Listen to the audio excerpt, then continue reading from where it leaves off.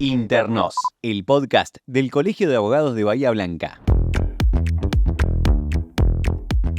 Bien, estamos con el doctor Maximiliano Dillman, quien nos va a dar alguna referencia sobre grooming en el marco del podcast del Colegio de Abogados de Bahía Blanca. También estamos con el doctor Alan Guerrero, quien también va a entrevistar al doctor Maximiliano Dillman.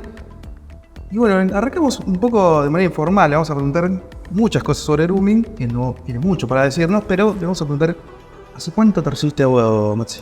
Bueno, antes que nada, buenas tardes a los dos, gracias por la invitación y bueno, esperemos aportar al trabajo que hacen desde el colegio, bueno, desde el lugar que me toca hoy, que es de la Fiscalía. Me recibí hace 10 años, este año en febrero se cumplieron los 10 años de recibido. Hace 10 años recibiste de la UNS. De la UNS, sí, correcto. Bien. Y decíamos un poquito tu carrera hasta la actualidad, que trabajás en la UFI 20. En la UFI 20 de Bahía Blanca, sí. Bien, desde que soy estudiante comencé una pasantía en un estudio jurídico que bueno, después se extendió en el tiempo. Durante 8 años estuve trabajando, bueno, en el marco de ese trabajo me recibí y bueno, después de ahí empecé con mis primeras causas hasta que se dio la oportunidad de ingresar al Poder Judicial, que era algo que tenía ganas de hacer, trabajar lo penal desde adentro del Poder Judicial y no por ahí desde tanto la profesión particular. Así que bueno, se dio la oportunidad de entrar a un tribunal criminal en el cual estuve unos 5 años y bueno, finalmente se dio la oportunidad para ingresar a Fiscalía. Bueno, me tocó estar en la número 20, que es una fiscalía que hoy en día está especializándose en lo que serían delitos informáticos. Y particularmente me toca lo que es la parte de las causas de grooming que se inician dentro del Departamento Judicial de Bahía Blanca y todo lo que se llama material de abuso sexual infantil, o lo que vulgarmente se conoce, no está bien decirlo así, pero para que nos entiendan es pornografía infantil. Exacto. Así que bueno, esas son las temáticas que abordo diariamente. Bien, pero recién decías una palabra que por ahí para nosotros, no digo que sea normal, pero sí la conocemos, sí sabemos que hay un artículo en el Código Penal que habla sobre ello y que está por ahí dándose a conocer cada vez más. Pero decías grooming. Correcto. ¿De qué hablas cuando decís grooming? Bien, el grooming es una figura que bueno, se empezó digamos, a ser más conocida como el ciberbullying, que en los últimos años y principalmente bueno, se acrecentó con la llegada de la cuarentena y los chicos y las chicas en sus casas, digamos, mucho tiempo frente a una pantalla. Básicamente el grooming viene de la palabra groom, que sería como una suerte de alguien que hace el gesto de acicalar o de acariciar en el ánimo de acercarse, generar una relación de confianza, siempre a través del medio virtual. Y bueno, y a partir de ese primer contacto que empieza siendo de amistad, va digamos, profundizándose hasta lograr que por ahí el chico o la chica contactado cuente sus secretos por ahí más íntimos. Después eso se empieza a transformar desde una índole más sexual, con el pedido de intercambio de imágenes o videos, hasta bueno, finalmente lo que sería digamos, el final sería el encuentro entre el groomer y la víctima, y bueno, que el groomer logre su intención primigenia, que era la de cometer un delito contra la integridad sexual de ese menor, o al menos así está en nuestro código establecido. Totalmente, sí. ¿Cuántos casos ingresan más o menos mensualmente de este delito? Mensualmente hablamos de entre 4 y 5 denuncias por mes de todo el departamento judicial. A veces este último tiempo es bastante más común y llegamos a tener entre 40 como poco y 50 o más denuncias por año, digamos, de grooming. ¿Cuáles son las edades más comunes? Entiendo que para que se produzca tiene que tener un manejo de las distintas tecnologías, celulares, tablets. ¿Pero cuáles son las edades típicas, si se quiere, dentro de todo? Correcto, sí. A ver, necesariamente para el medio, a través del medio comisivo, por decirlo en términos jurídicos, del grooming, es a través de algún medio telemático.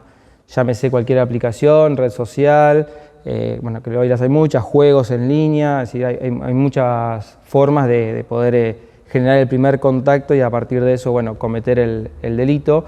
Las edades vulnerables claramente rondan entre los 10 años, que son cuando ya por ahí empiezan a tener un mayor contacto con este tipo de redes o aplicaciones, y se extienden hasta los 16 años, 17, por ahí ya un chico o una chica de esa edad logra identificar. Ya tiene un conocimiento. Claro, entran al perfil, se dan cuenta que tienen 3 fotos publicadas y siguen a mucha gente, pero nadie lo sigue, entonces exactamente, el estado de sospecha es anterior y bueno, y se evita, digamos, el delito, pero bueno, en general las edades más vulnerables son entre los 10 y los 15 años. ¿Cómo actúa la Fiscalía en este caso? ¿Cómo es el procedimiento? Una vez que llega la causa, el caso, ¿qué es lo que realizan?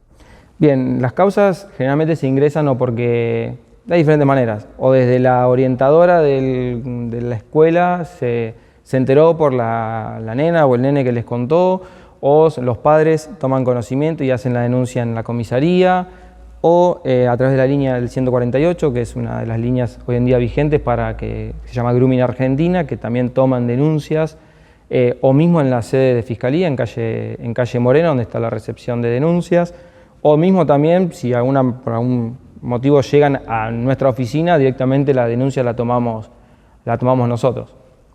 Muy bien. ¿Qué sería importante, por ejemplo, para un padre que se sorprende con esta circunstancia de que su hijo o hija está siendo víctima de grooming? ¿Qué es importante aportar? O también para el colega que está asesorando a esta familia. Por supuesto. ¿Qué es importante aportar como prueba? Bien. ¿Cuáles son los primeros recaudos?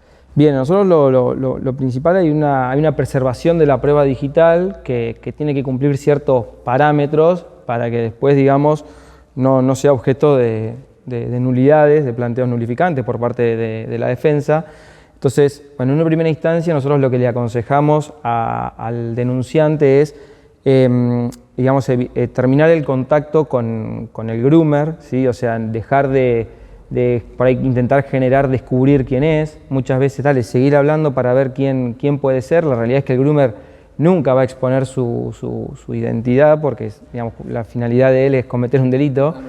Entonces eso no va a llevar a buen puerto y al contrario puede llegar a generar algún tipo de despertar sospechas de que bueno, acá hay algo raro y termine la comunicación, se borren perfiles o cosas de Facebook, de Instagram.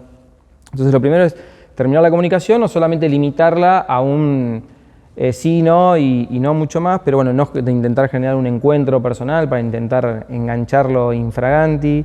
Y sí acercarse inmediatamente a la fiscalía o a alguna comisaría que esté, digamos, capacitada para recibir este tipo de denuncias. En realidad todas ellas pueden recibirlas a fin de aportar justamente la prueba.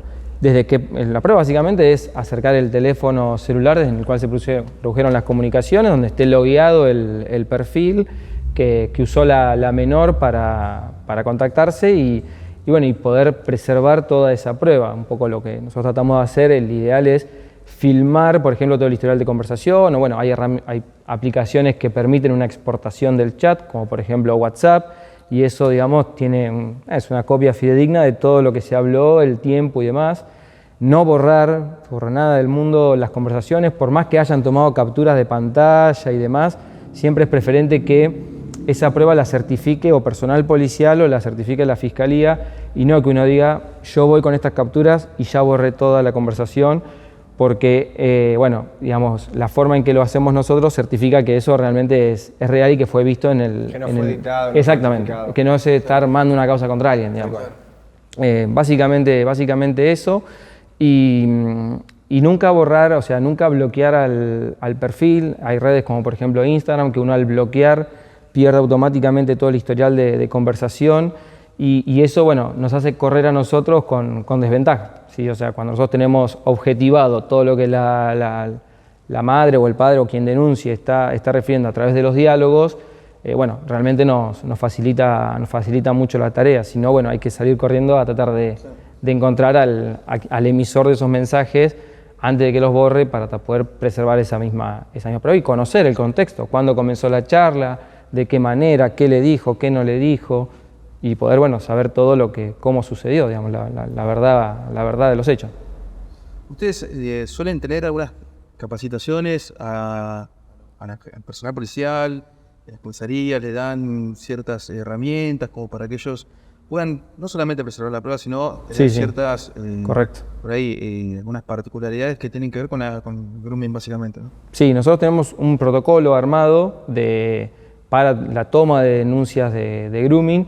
Esos protocolos están a disposición de todas las comisarías y bueno, cuando alguien nos llama, o sea, ellos tienen la obligación de comunicarse con la Fiscalía número 20 cada vez que están tomando una denuncia de grooming. Para nosotros, en ese momento que es tan importante, ese primer momento del contacto, tener una noción de cómo viene, digamos, la mano, cómo es el contexto y poder en el momento disponer alguna medida de prueba en particular. A veces, por ejemplo, les pedimos que la gente aporte voluntariamente el teléfono queda secuestrado en cierta forma en el marco de la causa para que la Fiscalía pueda obtener toda la prueba necesaria y después se lo devuelve, digamos, ¿sí?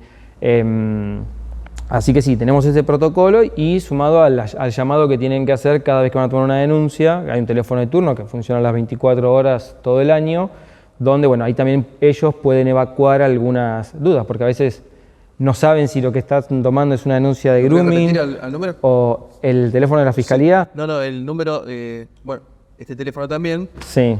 es muy importante que se tenga conocimiento de él, pero recién decías el número de 148. ¿Perdón? ¿El 148? 148, sí. Es una línea abierta del gobierno. Bien. Es importante.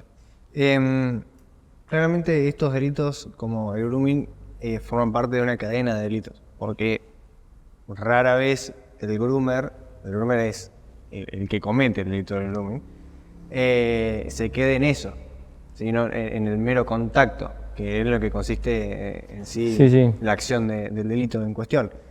Sino que también muchas veces se realizan, se le piden fotos, se le piden encuentros. Entonces, esclarecernos un poco cuál es la diferencia entre lo que es el grooming y lo que sería, tráfico de material de abuso sexual infantil. Abuso sexual infantil, que en realidad cómo se llama.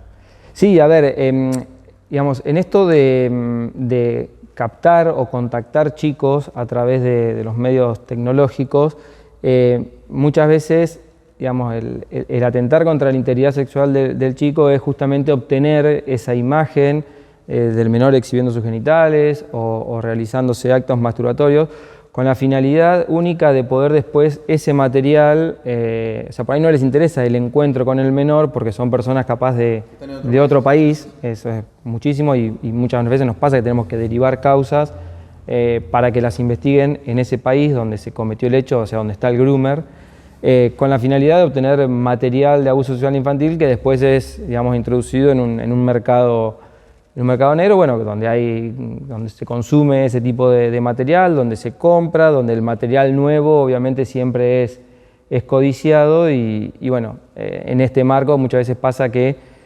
obtienen una primer foto del chico, del menor o de la menor y después es, bueno, la amenaza de o me mandás más material o voy a publicar etiquetándote en todas las redes sociales que tengo para que todo el mundo las vea. Ese suele ser el modus operandi. En muchos casos suele ser el modus operandi, sí. En otros casos no, la intención es cometer el delito de grooming con la finalidad efectivamente de, si se da la oportunidad de encontrarse con el menor y mantener relaciones sexuales, bueno, también lo ejecutan de esa manera y en ningún momento de la conversación pidieron fotos o videos. Pero sí le preguntaron si son vírgenes, si ya han tenido algún tipo de acto sexual, qué les gusta, qué no les gusta. Hay diferentes, obviamente, posibilidades, ¿no? Recién decías que cuando están en otros países, estos groomers, ustedes se contactan con las autoridades de esos países para que lleven a cabo una investigación que corresponda. ¿Cómo ves, y por ahí te saco un poco el libreto con esta pregunta, pero cómo ves el avance respecto al grooming a nivel nacional, comparándonos con otros países, tanto de Latinoamérica como de otros países del mundo? No conozco por ahí la realidad de otros países en cómo funciona. Sí me ha pasado, por ejemplo, que me lleguen exhortos de otros países, por ejemplo de México, donde investigando a un groomer, la víctima era de acá de Bahía Blanca y nos pedían que que le hagamos una pericia psicológica a la menor y que nos entrevistemos con ella. Ella justo ya había cumplido la mayoría de edad, entonces podía podíamos tomarle declaración directamente nosotros y en el marco de eso, bueno, generar prueba para el delito que estaban investigando allá y, bueno, y que tenían intenciones de condenar. Entonces nos enviaron todo el formulario de preguntas que teníamos que hacerle a la menor sobre los perfiles que usaba de Facebook, cuál sí, cuál no, si recordaba el perfil que le había contactado y qué es lo que había hecho en el marco de esa conversación. Después, derivaciones hay para muchos lados. Generalmente son países de Latinoamérica. Bien. Más que de Europa. ¿Ves que se está oyendo cada vez un poco más? Sí, a nivel nacional se le está dando mucha manija porque la realidad es que, bueno, esto es algo que cada vez está más, digamos, sobre el... Sí, porque como decías hace un rato, se da en los videojuegos, se da en las redes sociales. Sí, la mayoría de los chicos hoy en día entre esas edades juegan todos a... Sí, un videojuego que... hay un videojuego que es el Free Fire, que es un clásico, el Roblox. Sí, mi nene te va a matar. Sí. Bueno, esos juegos son clásicos en el que hay personas que, bueno, generan el primer contacto a través de ese juego o porque empiezan a conversar por Discord mientras juegan el juego y después en algún momento el groomer, bueno, hace su intento, digamos. O sea, empieza a generar el canal de comunicación privado, lo meten en grupos y bueno, y de ahí hasta que bueno, exponen su real intención. Por eso es importantísimo el tema de la educación, del uso racional y el uso cuidado de las redes y el control parental. Eso es clave en este tipo de delitos para evitarlos. Nos decías que hace un ratito, fuera de cámara, que existía una especie de ONGs que trabajaban, digamos, en conjunto. Correcto. Para ayudar a rastrear a esta cuestión de grooming, de tráfico de material infantil. Contanos un poco de eso, que es muy interesante. Correcto, hay una organización, una ONG internacional que se llama, las siglas son NSMEC, permítame no decir el nombre para no errarle, pero es NSMEC las siglas. Es una ONG que se creó en Estados Unidos y que creó convenios con distintas empresas que prestan este tipo de servicios, Meta Platforms en el caso de Facebook, Instagram y distintas, en donde ellos tienen las empresas tienen la obligación de que cuando dentro del marco de sus redes detectan dos tipos de cosas, o el tráfico de un material que ya está previamente catalogado y forma parte de una base de datos existente, digamos, a nivel mundial, que tiene todo el material de abuso sexual infantil que se ha ido descubriendo a través de allanamientos y secuestros, y que, digamos, también nosotros como de nuestra Fiscalía tenemos el compromiso de sumar material que vamos encontrando en allanamientos a esa base de datos para seguir alimentándola. Bueno, lo que hace el algoritmo de la red social es cuando detecta el tráfico de una imagen que está catalogada como material de abuso sexual infantil, genera un reporte y informa, digamos, todos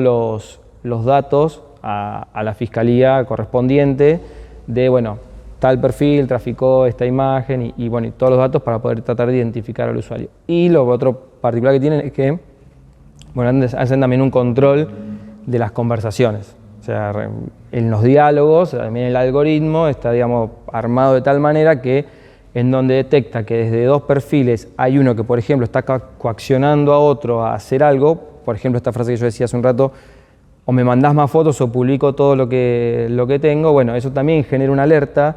Ahí sí ya interviene una persona física de la empresa que empieza a revisar ese historial de conversación y si observan que efectivamente puede llegar a existir una víctima por el perfil, por las fotos que tiene el perfil, que es una menor de edad y demás, que puede ser una víctima de grooming o de una coacción, en los términos de una coacción agravada, donde están obligando a hacer algo o dejar de hacer algo, ahí es donde también se genera un reporte a través de esta empresa y nos mandan un extracto de ese diálogo textual como sucedió en la red social. O sea, tengamos en cuenta que todo lo que es contenido de conversación es algo que nosotros no accedemos. Claro, sí. Para poder acceder a eso, necesariamente tiene que hacerse a través de un exhorto, a través de un juez de Estados Unidos para que te den acceso a contenido de conversación, ¿sí? Sí, lo que te informan es datos del perfil, correo que usó para verificar, digamos, la cuenta, bueno, todos datos que a nosotros nos permiten después poder individualizar al autor. Y tengo una pregunta más. como el abogado que interviene en la causa, ¿no? Ayudando a la familia de la víctima. Sí. ¿Tienen algo que ustedes digan, bueno, este abogado colaboró porque hizo tal cosa? Es decir, ¿de qué manera el abogado interviniente puede ayudar a la fiscalía? Porque hay veces que si no realiza bien su intervención está más que nada obstaculizando. No, tal cual. A ver, desde la parte de lo que es probatoria, por ahí es poco para hacer porque pasa mucho por lo que son peritos informáticos o sí aportar por ahí desde ese lado. La Fiscalía obviamente tiene sus peritos o trabaja con fuerzas como no sé, la Policía Federal, Gendarmería, Prefectura, que tienen las herramientas para poder hacer lo que se llama el UFED. El UFED es una invención que lo que hace es poder acceder a los datos de un celular. Para eso obviamente se necesita estar capacitado para manejarlo. Yo no lo manejo, yo lo que hago es el análisis de la información que obtienen del UFED. Entonces yo ahí después busco las conversaciones que me interesan o las fotos que me puedan llegar a interesar. Entonces para ese lugar, no tanto, sí ahora hay una figura que tengo intenciones de, bueno, junto con mi fiscal, de empezar a por ahí darle mayor intención, que es el abogado del niño, porque creo que bueno, por ahí las familias se apoyan mucho en la fiscalía y digamos, no ven generalmente la necesidad de presentarse con particular damnificado en la causa. Pero bueno, siempre está bueno que tengan una mirada también desde otro lado, ¿no? Desde los derechos que tienen y cómo pueden y qué pueden, digamos, qué intervención pueden tener en la causa más allá del que tiene la fiscalía, que obviamente vela por, si bien ya es una causa que lleva adelante el Estado, que vela por sus derechos, digamos. Claro, es importante eso, que no sientan que el problema ya es de otro, Tal cual. Del Estado, sino que haya alguien también que los acompañe. Tal cual. Eso es una figura que creo que está bueno empezar a usar porque hoy en día un chico de 13, 14 años tiene muchísimo, digamos, tiene que ser escuchado y que alguien pueda decirle, bueno, estos son tus derechos, o a veces por ahí cuesta, o se hace difícil entender todo esto, bueno, qué es ir a juicio, qué es un abreviado, todas las distintas alternativas que puede ir tomando una causa, que lo ayuden también a acompañarlos en una cámara Gesell. Nosotros muchas veces cuando justamente producto de que o se borraron en los diálogos o no se consiguieron después de hacer un allanamiento en el investigado, bueno, nosotros necesitamos objetivar esos dichos de la denuncia y la cámara Gesell es claramente una herramienta para eso. Entonces ahí es donde la víctima puede ir y contar lo que le pasó, qué es lo que le dijo, qué es lo que no, qué foto le mandó. Y bueno, y en eso bueno, es importante que puedan estar acompañados desde una mirada por ahí distinta a la de la fiscalía, que a veces obviamente se centra más en conseguir prueba para poder acreditar el hecho, la autoría y en el menor tiempo, lo más eficaz y eficiente posible. Sí, nosotros le damos a las familias, tienen siempre los contactos para recibir asistencia psicológica si lo necesitan, o sea, el centro de asistencia a la víctima y demás, pero bueno, por ahí a veces la figura del letrado también le suma importancia para que sientan que también su causa es importante y que todos queremos que llegue a buen puerto. ¿Cuál es el porcentaje, y volviendo un poquito a lo que decía recién, que se reciben 4 denuncias mensuales aproximadamente? ¿Cuál es el porcentaje de esas 4 denuncias que terminan con un condenado por grooming? Mirá, no sabría decirte exactamente que en números, pero sí, digamos, no tengo el número, sinceramente. No te sé decirte cuánto. No, a ver, hay condenas, pero no te puedo decir. Sí, porque nos comentabas hace un ratito que había condenas. Son causas que llevan tiempo. Claro. Hay que tener en cuenta que una cámara Gesell hoy en día te la fijan a un año a veces de hecha la denuncia, y hoy nosotros estamos, por ejemplo, terminando de cerrar el año 2020, por ejemplo, en que ya no queden causas o con el destino que sea, o archivo, condena. Claro, sí. Pero bueno, la realidad es, no te puedo decir un número, pero bueno, condenas hay, este año debemos llevar unas 13 condenas, debemos llevar entre 10 y 13 condenas, que bueno, podría llegar a ser se puede llegar a sacar un valor de cuántas causas finalizan con condena, y bueno, después otras tantas se archivan y otras tantas, bueno, necesitan de mayor tiempo de trabajo, digamos. Pero bueno, en general sí, una causa no tarda menos de 2 años en finalizar. Claro. Te quería consultar un poco sobre esto que también nos adelantaste. ¿Qué pasa cuando se condena a una persona? Las medidas que se toman para que no siga repitiendo la realización del delito. Justamente porque, nada, sabemos que lo que es el grooming y todo este mundo del tráfico de material de uso sexual infantil es como que las personas tienden a reincidir. Tal cual. Yo tampoco sé un porcentaje específico de qué nivel de reincidencia hay. Sí, por el momento de personas que, digamos, que estén condenadas por el delito de grooming, no hemos tenido reincidencias, ¿sí? Pero bueno, sabemos sí que por ahí hay personas que sí están investigadas por este delito y que saben que están siendo investigadas porque han sido allanadas, vuelven a cometerlos y desde la cárcel. Entonces, eso es una realidad que, no, digamos, que en parte escapa a nosotros, porque la realidad es que nosotros no manejamos, digamos, cómo se administra el uso del equipo de telefonía celular dentro del servicio penitenciario, es algo propiamente exclusivo del servicio. Nosotros, bueno, es un poco lo que les comentaba antes de iniciar, es la Fiscalía desde su lugar lo que hace es anoticiar al servicio penitenciario desde que esa persona en particular está siendo o investigada o ha sido condenada por la comisión de un delito a través de un teléfono celular. Entonces, a los fines de que, bueno, luego el servicio penitenciario tome la medida que crea dentro de lo que sus reglamentos le permiten. Después, la persona que está, digamos, en libertad, teniendo en cuenta que por ahí la escala penal del delito de grooming es más cercana a que se obtenga una pena de cumplimiento en suspenso y no algo de efectivo cumplimiento. O sea, obviamente hay una persona que sea reincidente o demás, o bueno, por ahí en algún caso muy particular, son personas que, bueno, van a continuar su vida en libertad, cumpliendo reglas de conducta, pero dentro de esa regla de conducta, más allá de la prohibición de por el mismo tiempo acercarse a la víctima, mantener contacto y demás, no hay una veda para lo que es el resto de las comunicaciones que la persona pueda tener, digamos. Y parece un poco paradójico, ¿no? Porque, digo, es un delito que se comete muy fácilmente a través de las redes sociales y es muy difícil cancelarle hoy en día el acceso a un medio de comunicación. No, mismo en la cárcel. Mismo en la cárcel, porque si no es el celular que ellos ingresan... un celular prestado. Está el celular prestado, o sea... Es muy difícil. Es muy difícil poder ejercer un control sobre eso, digamos. Por eso se vuelve tan importante la prevención. Por supuesto, sí. La prevención y digamos, educar a los chicos en hacer un correcto uso de las redes La es clave. Del riesgo y del peligro que involucra también. Y después, bueno, hasta cierta edad el control parental no es ni más ni menos que, bueno, una vez por semana, dame el teléfono y dame las claves y, bueno, y empiezo a revisar historial de mensajes, empiezo a ver, y así pasa que hay padres que los hacen y van y denuncian, no, le encontré a mi hijo que forma parte de un grupo donde todo el tiempo mandan este tipo de material o bueno, cosas o con una conversación con alguien que no corresponde porque esa persona es mayor o bueno, en fin, sin fin de situaciones. Y es importante saber que el legitimado pasivo es toda persona en contacto con menor. El legitimado pasivo tiene que ser un menor de edad.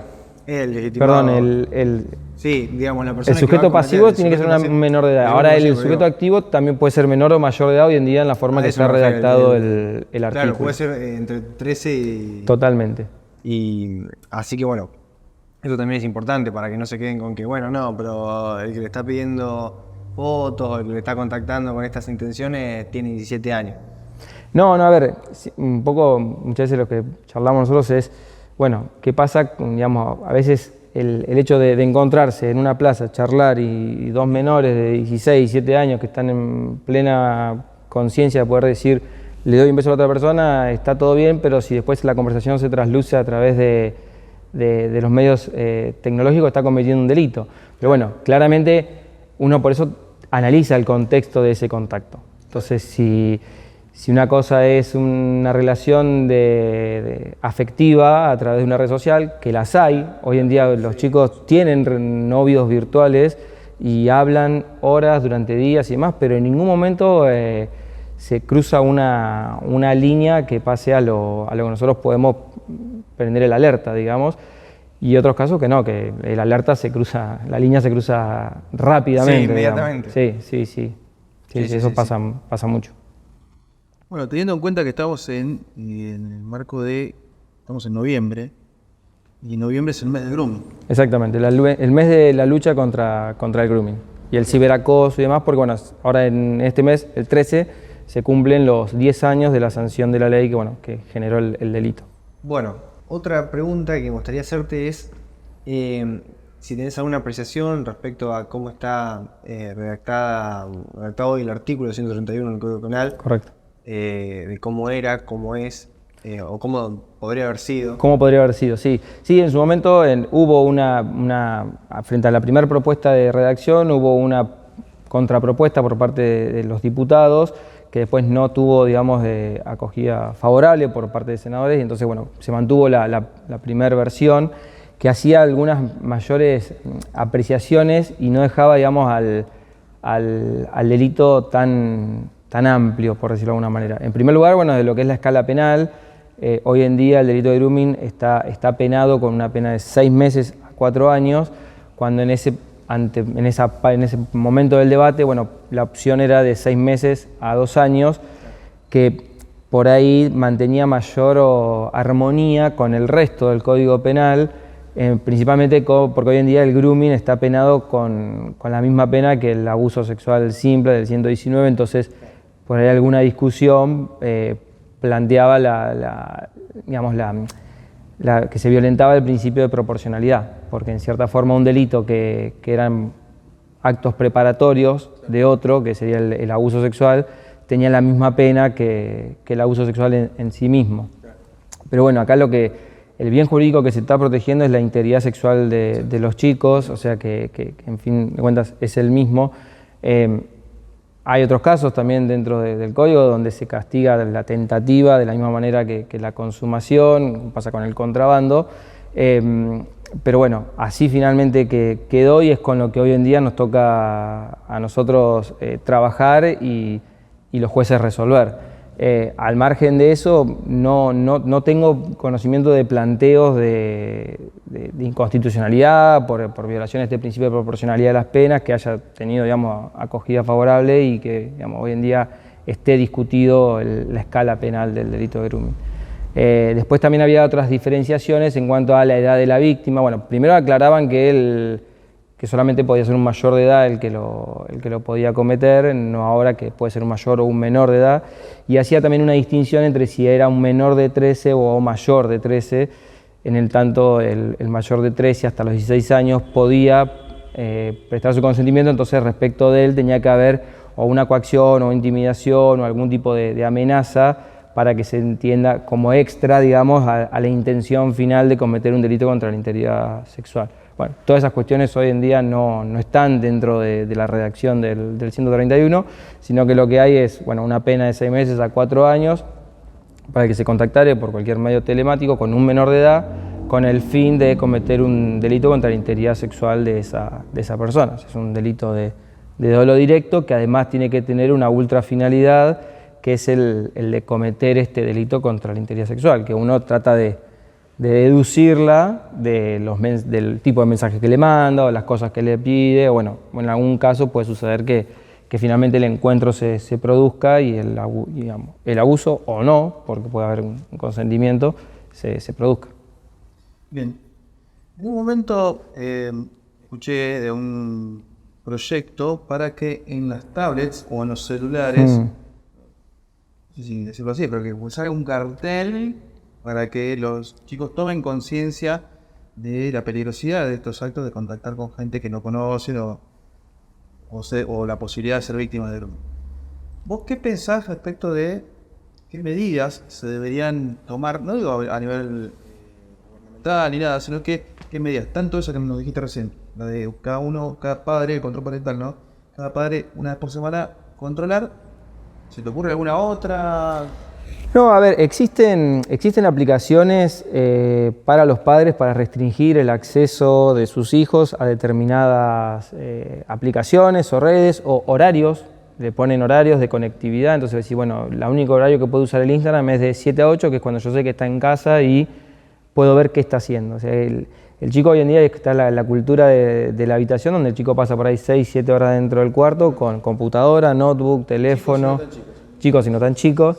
Y lo que pasa ahí adentro es como un gran agujero negro que, bueno, a veces los padres se enteran a tiempo y a veces no.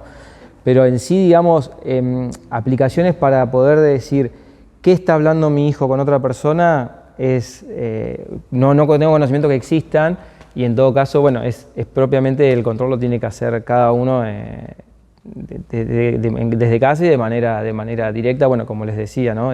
Revisar el celular una vez por semana, bueno, o el acuerdo que cada uno puede hacer con su hijo. O sea, sé que no es fácil, me imagino, yo no tengo hijos de la edad en que empiezan a tener ese tipo de trato tan cotidiano con las redes, pero bueno, la realidad es que durante la cuarentena, o sea, los chicos tuvieron que empezar a llevar el celular a la escuela y no existía, digamos, la educación, sino era a través de un teléfono, de una tablet o de algún medio de ese tipo, y bueno, y hoy en día uno pierde el control. Y nos pasa muchísimo también que no, pero mi hija jamás tuvo una red social. Y bueno, pero en el celular de la amiga tiene una cuenta de Instagram hermosa, con un montón de fotos y que sube todo el día contenido y se contacta con personas, y bueno, y ahí es donde puede estar también la situación. Después hay mucho también que tiene que ver con el mismo chico, por eso también hablo de educación, de cómo usarlos, el tema de mantener la privacidad de los perfiles, de no aceptar seguidores que no sé quiénes son, o si no son amigos de amigos. O sea, la charla hogareña. Sí, tiene que ir por ese lado. El tema de los perfiles desconocidos es realmente muy común que detrás de eso haya alguien con malas intenciones. Bien. ¿Y crees que haya un perfil de estos groomers, de estas personas que intentan contactar a menores? ¿O pensás vos que, o tenés conocimiento que en la práctica hay... Puede ser el menos pensado. Sí. Lamentablemente muchas veces es el menos pensado y es intrafamiliar, o es el tío. Pasa con el abuso sexual también, que por supuesto, suele ser intrafamiliar. por supuesto. Uno no puede... uno digamos, no puede que entender... Si ves a esta persona seguramente es un groomer. Claro, no, pero uno no puede entender que por ahí un tío le escriba con esas intenciones a su sobrina, o que el cuñado, o sea, el novio de la hermana más grande le escriba. Eso pasa también mucho. Nada, padres que dejan a un amigo cuidando a los chicos y no pasa una situación de abuso, pero después sí se genera el diálogo. Y después, bueno, el que es totalmente fuera del ámbito familiar y es alguien que lo hace. ¿Son personas que tienen vida social normal como cualquier otro, o son alienados que por ahí viven en la compu tratando de captar esto para venderlo en el mercado negro? No hay un perfil estándar. No, hay de todo. ¿Cuántos de esos imputados? Porque los 3 ejemplos que nos diste puede haber sido meramente accidental. Pero los 3 ejemplos era o el amigo, o el novio, o el padre. ¿Cuántos de los imputados son hombres? Me da la gran mayoría. La gran mayoría son y la hombres. gran mayoría las víctimas son nenas. Eso es lamentable. Pero bueno. Eso sí es una realidad. Serán de cada 10, 1 es víctima varón y 9 son... Y la mayoría de los imputados, hombres. Son hombres, Claro. sí, y generalmente, digamos... bueno, no sé qué iba a decir, pero generalmente sí, eso es lo que sucede. Sí, porque yo hace no mucho tuve una charla también de tráfico de material de uso sexual infantil, y también nos decían lo mismo, que se mantiene esta constante de que la mayoría de los imputados son Sí, hombres. en esa temática pasa lo mismo. La gran No quiere decir mayoría que las son mujeres hombres. que no puedan ser sujetos activos, pero... No, de hecho, Se da una casualmente realidad. hoy tuve una causa donde la imputada era una mujer. Claro. Pero bueno, es la minoría, creo que debe ser la primera que tengo, mujer imputada en ese tipo de delitos. Siempre, en la generalidad, son hombres y en su mayoría avanzada edad, digamos, no de 20 años. Claro. Para el delito de material de abuso sexual infantil, ¿eh? Sí, sí, el sí, grooming bueno, es algo que bueno, no, por ahí el rango etario es bien amplio. Sí. ¿Les ha pasado mucho que por ahí están investigando una causa de grooming, está conectada con una causa de tráfico de material de abuso sexual o con alguna red de trata? Sí, alguna cuestión. No que hayamos descubierto que en el marco de una causa de grooming después la persona haya comercializado las imágenes que obtuvo. Sí que esto, bueno, al obtener una imagen, después amenazar con publicar si no obtenía más.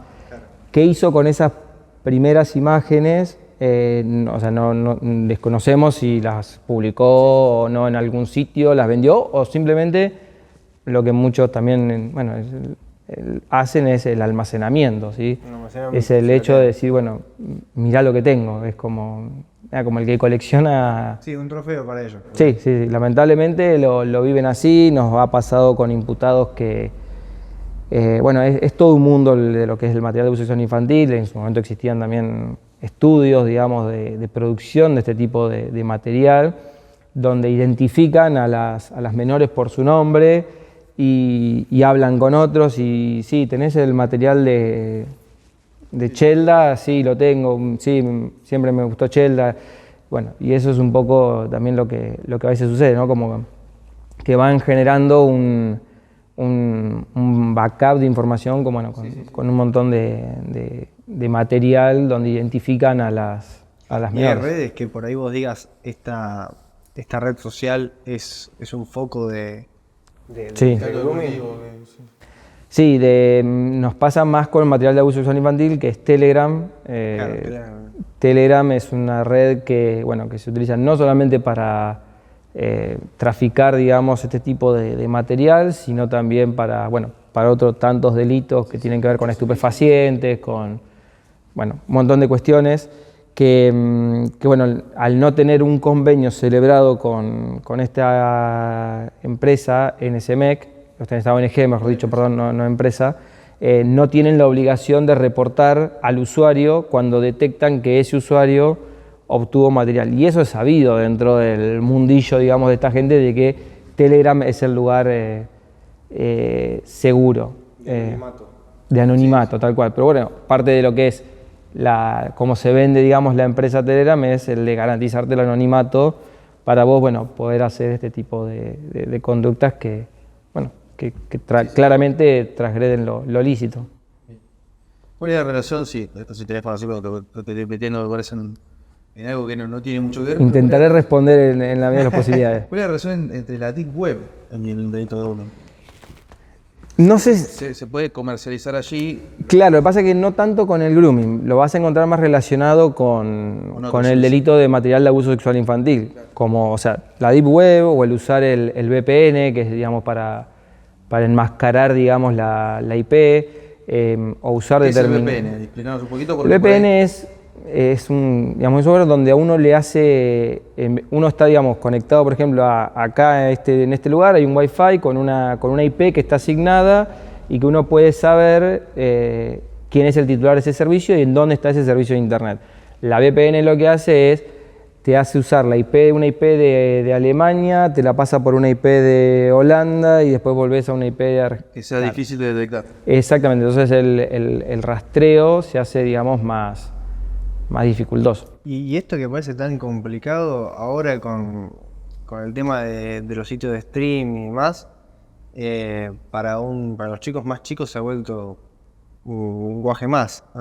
Bajar de VPN para poder ver algo Totalmente, en Netflix sí. o en alguna plataforma. No, a ver, hay tutoriales de YouTube de todo tipo, de cómo hacer un montón de conductas para tratar de garantizarse el anonimato. Sí. Para este tipo de delitos como para, digamos, delitos de estafas electrónicas, es algo también que se usa mucho y se van profesionalizando, ¿no? Totalmente. No, un poco eso, de concientizar para evitar el delito, porque Sí. la fiscalía sabemos que hace su trabajo, pero La fiscalía actúa cuando ya el daño generalmente ya está hecho. Ya está hecho, exactamente. Claro. Después habrá que determinar si fue delito o no, pero un daño se generó. Entonces es importantísimo la prevención y la educación, que no pasa por evitar que los chicos agarren la computadora, una tablet, un celular, porque no lo vamos a poder evitar. No, por supuesto. A mí me pasa mucho con los padres que vienen cuando se enteran y lo primero que hacen por ahí es enojarse con los hijos y cancelarles todo. Y uno trata, obviamente, yo trabajo en la fiscalía, no me compete, pero sí trato desde mi lugar darles el consejo de que para ahí la solución no es cancelar todo, porque uno se termina enemistando con el hijo y si bien uno no tiene que ser amigo, tampoco, digamos, uno tiene que ser socios, digamos. Tratemos de contar de que el chico no tenga la confianza de que nos cuente todo, de todo lo que les pasa. Y si nosotros empezamos por ahí con las conductas prohibitivas, lo que logramos es que el chico, bueno, lo termine haciendo o a través del celular de algún compañero o compañera. Y sea más difícil. Y ahí ya el control se extiende más. De hecho, bueno, muchas veces pasa que la denuncia la termina haciendo la mamá del amigo que se enteró. Tal cual. Porque el amigo, Juancita está teniendo estos diálogos y le parece mal, le parece raro, entonces ahí, bueno, se genera una alerta y se toma conocimiento de la causa, pero a veces no pasa. O pasa cuando ya avanzó mucho. ¿Algo que te gustaría agregar, que te hayas dicho no me quiero ir sin decir esto? No, creo que hablamos un poco de todo, desde ya agradecerles el espacio. Para nosotros desde la Fiscalía es importante que se hable del tema y más en este mes donde, bueno, están haciéndose un montón de actividades que salen desde el Consejo Deliberante con un observatorio que hay sobre grooming justamente para poder luchar contra este delito, contra este flagelo que, bueno, ataca a los más chicos y bueno, que es nuestro deber hacer todo lo posible para cuidarlos. Así que nada, esto es una herramienta más para poder ayudar desde este lugar y bueno, esperemos que haya sido útil. Que te vayas sin darte este pequeño presente. Bueno, muchísimas gracias. Muy bueno. Qué grande. Tengo todo el merchandising, qué bien. Bueno, muy lindo. La lapicera es muy codiciada. ¿Sí? ¿Es buena? Bueno, me viene muy bien. Allá siempre es un material que falta en la fiscalía. Sí. Sí. Así que bueno, muchísimas gracias por haber venido. No, a ustedes, Mariano, Alan, gracias por la invitación y bueno, esperemos que sea útil y bueno, también a disposición para que a futuro lo que necesiten o la fiscalía, estamos en Vieites y Gorriti, así que bueno, cualquier cuestión relacionada con este tipo de delitos, los esperamos ahí en la oficina.